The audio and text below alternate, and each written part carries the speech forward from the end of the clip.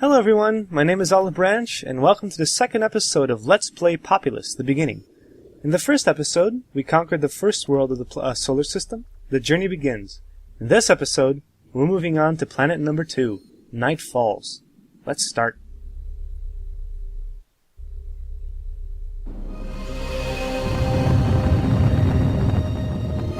So this time around, we are not facing the Dakini, we are facing the Matak tribe. The Matak tribe are green, the Dakini are red. Because we have the second sight as our shaman, she has visions, and our story is telling us that we have a stonehead nearby that we can use to fight them. But the flyby mode shows us that it's on its own island. Thankfully, this very conspicuous totem pole seems to be a way out of it. And we have the Vault of Knowledge here with a special spell waiting for us. So the Matak tribe is kind of developed. We only have our own large hut to use. That's not so bad. To start with, I'm going to send 4 of our followers in there to rest up and get some more mana. Large huts are very good in that they're the best mana generator around, and they also birth new braves very quickly. You can see the birth progress bar here just skyrocketing when it's full. And 5 braves produce a new brave very quickly, within like 20 seconds or so. But we can't have a population boom lasting forever. We do have a limit of how many people we can have in our tribe at one time. So, the best way to increase population is to get more housing. So I'm going to build a couple of huts over here. I'm going to send 3 of my 3 braves each to do the building. And while they're busy doing that, I might as well explain how building works.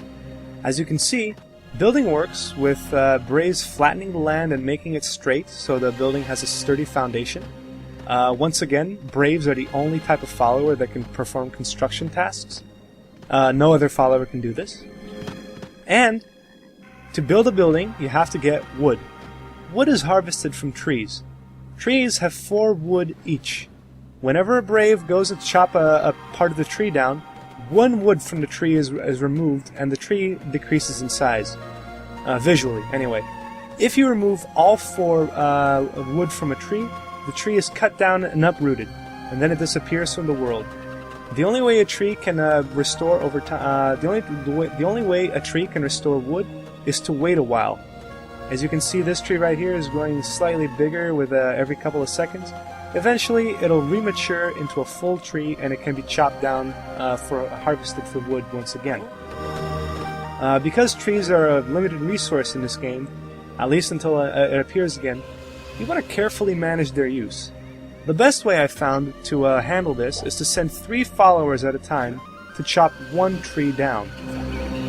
That way, you are left with 1 lumber of the wood still around, but the tree doesn't disappear. And because lumber is not removed from the map unless you set fire to it, it can stay around forever. So that way, you can leave wood sitting around for future construction. Another way this strategy works, to your advantage, is that every time you want to upgrade a hut, from small to medium to large, you have to fill it up and wait until this red bar over here is full. At that point, braves automatically start gathering wood for the next building level. But you can shorten that amount of time by simply sending your braves to do the chopping ahead of time. And then, when the time is right, they automatically go and start upgrading the hut because they already have lumber in front of the house waiting to be used. And our braves are quickly building up this new warrior training hut, so I don't have to really keep micromanaging them. So let's go back to our shaman. She's just standing here, she's waiting to do something. I'm really intrigued by this stonehead over here on its own island. So what I'm going to do is, I'm going to send her to worship this totem pole. Totem poles are special in that they are always beneficial.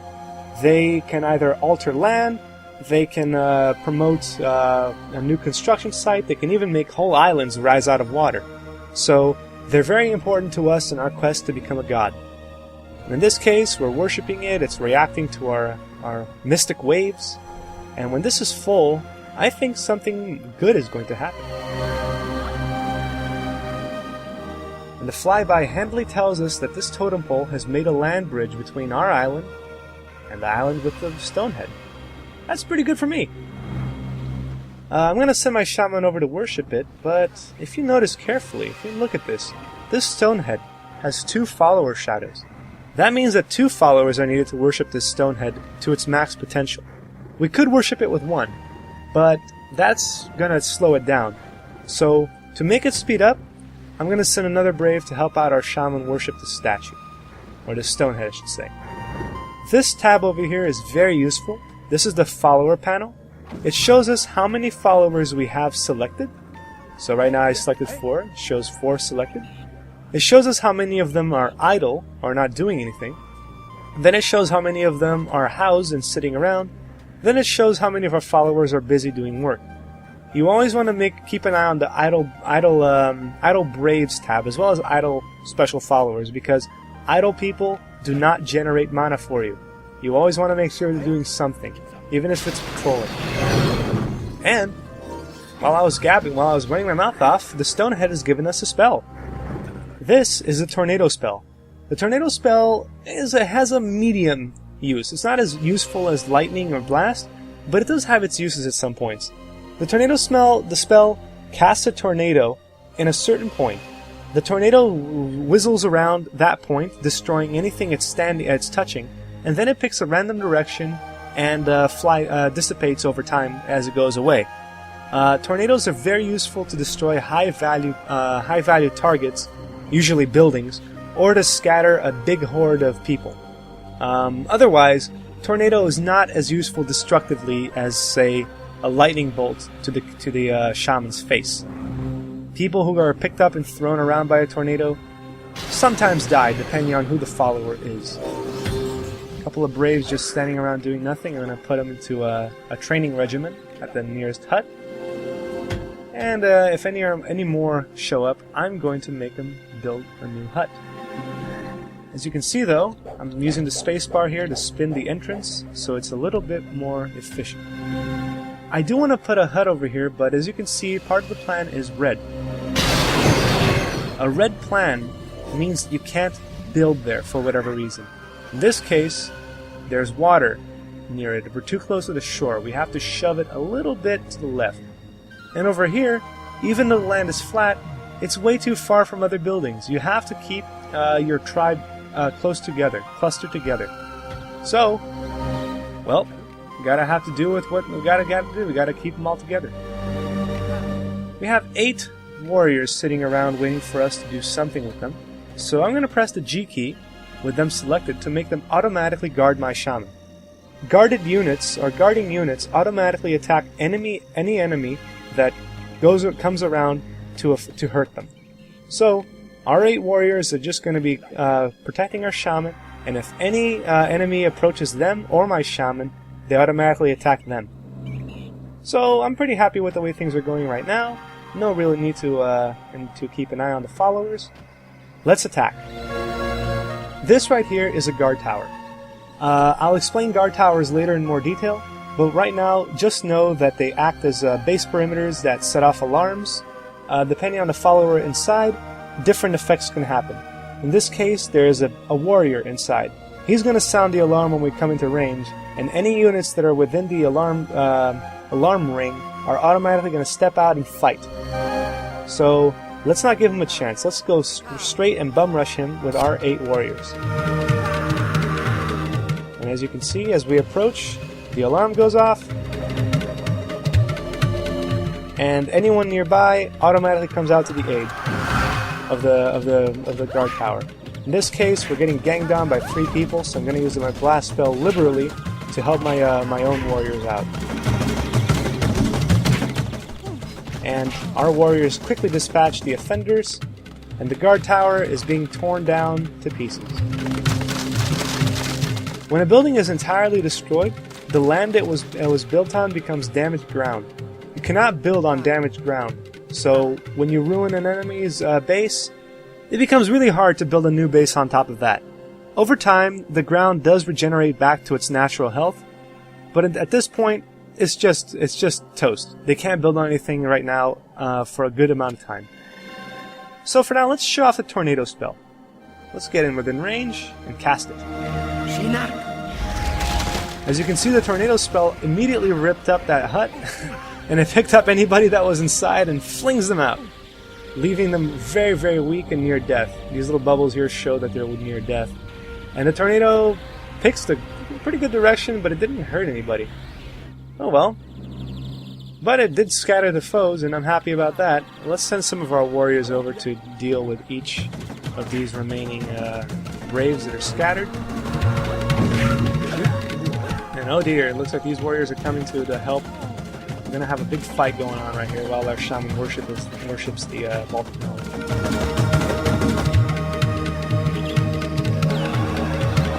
There's another fight. Okay, we worship the vault of knowledge. The door opens. Our shaman goes inside. She finds a new spell. She has found the Swarm spell. Swarm is a very good offensive spell and defensive spell because what it does is it summons a horde of angry insects to bite and sting the opposing enemy. Any enemy that touches the swarm runs away in a panic and cannot be selected or ordered about for quite a few seconds. It's very good when there's a mass of enemies approaching you and you need to make them run away in fear. Another thing that this spell does is if it's cast near a building, it goes inside the building, and anybody who's inside the building gets forcefully evicted by the bees. As you can see, they went inside that hut, and everyone who was inside runs away screaming. Same with this one. So while the panic is setting in, I'm going to send my warriors to do the dirty work. And I see oh, look at that. They just dispersed the entire training area for this training hut. I'm going to tornado that before it becomes trouble. And this one as well. Let's just see the entire ground with Matak's laying. So with the full chaos going on, the Matak shaman casts her own swarms at us, and our warriors just run away screaming. So tough luck to be them. These bees are going to sit around for a while. If our warriors come near them, they're going to run away in fear again. But otherwise, we're doing pretty well. These bees are going to become trouble, so my warriors are doing fine. They're tough and hard. So before the shaman becomes any more trouble, I do believe that this warrior and the shaman are the last people standing. So let's finish this here and now. I'm going to blast this warrior straight into the water. And now it's a one-on-one. Bring it.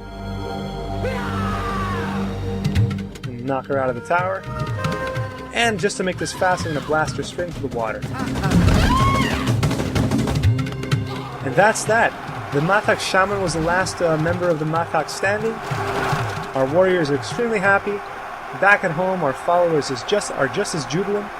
And we have completed Night Falls. Let's look at the stats.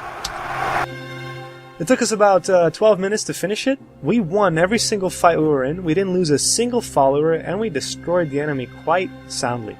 The Vault of Knowledge we rated was the Swarm spell, so from now on, it's permanently added to our spell list. At any time we want a swarm of angry bees to come to our rescue, we can just charge them up and fire at them at the enemy as we will.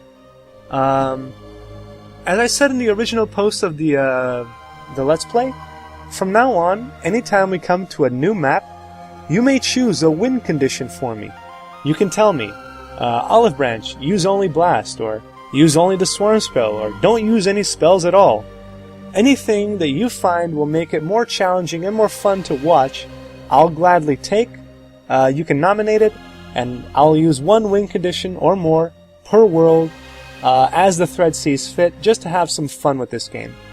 The next map we're going to get is Crisis of Faith. And in Crisis of Faith, as the name implies, we're going to have a new follower to pick up.